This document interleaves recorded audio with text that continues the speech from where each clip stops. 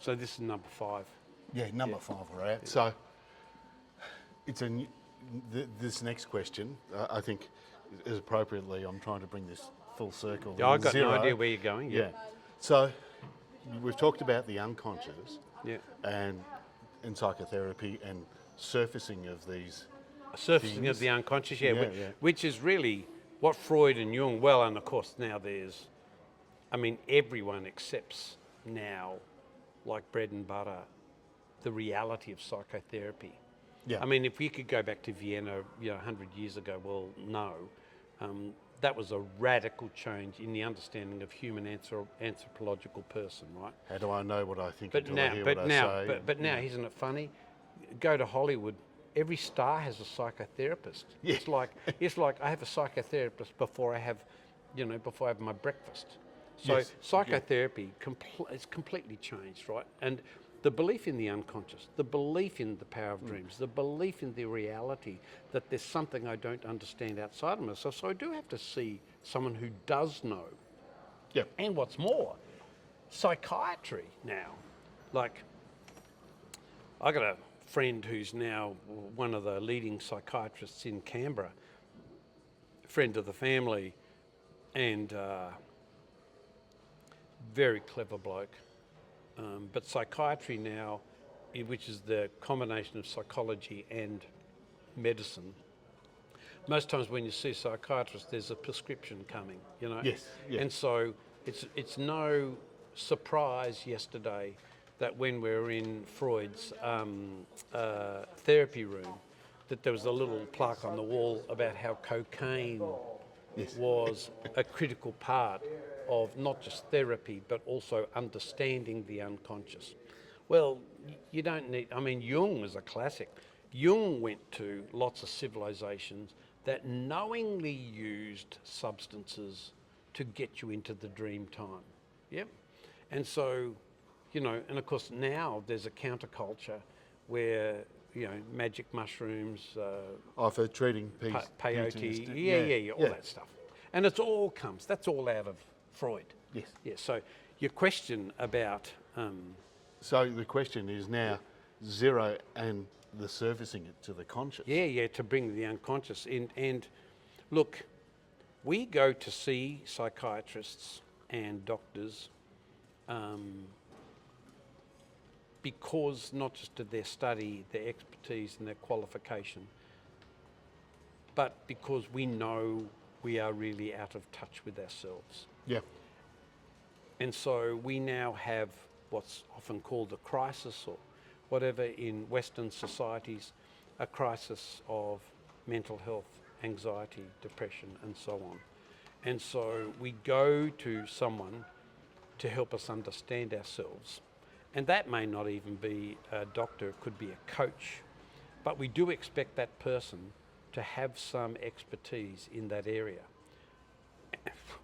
Which is a funny thing, because it seems a standard law in risk and safety that you go to the person who knows nothing about what they're talking about to get counselling on something. So if you want to know about culture, you go to a chemical engineer. I'd love to see these chemical engineers go to, an electrician, for their family issues. I'd love to see these people in risk and safety who brag about culture to go and see, a sheet metal worker to ask for help with, communication issues. This is how the safety industry works. We're going to go to a chemical engineer who's written a book on habits, calls his little business Habit Safe, who knows nothing about habits, nothing about the unconscious, and has written a book about it, sells hotcakes. And you go, wow. So this idea of surfacing relies on a certain expertise. And the funny thing, even in Indigenous culture, you have your experts. You have your people who know about the dreaming. They know the stories. They share the stories. And they've had them shared over a period of time. Yep.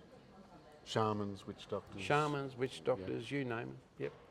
Psychotherapists. So we've surfaced these ideas. We've now said that. Have we surfaced an idea? or have we surfaced something else?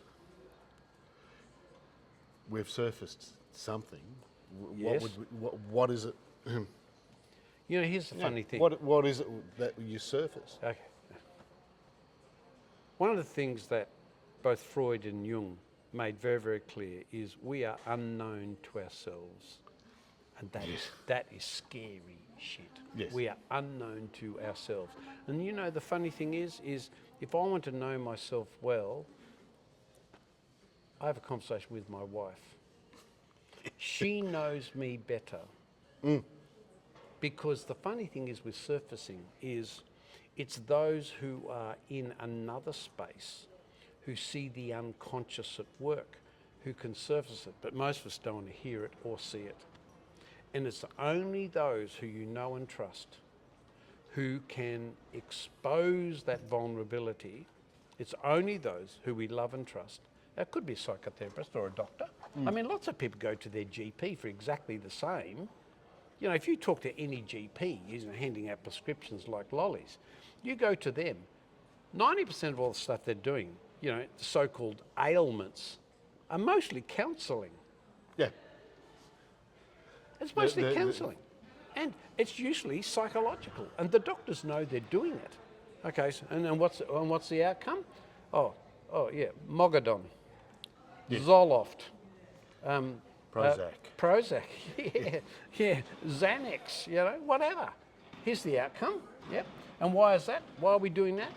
So that I can get you into a space, right?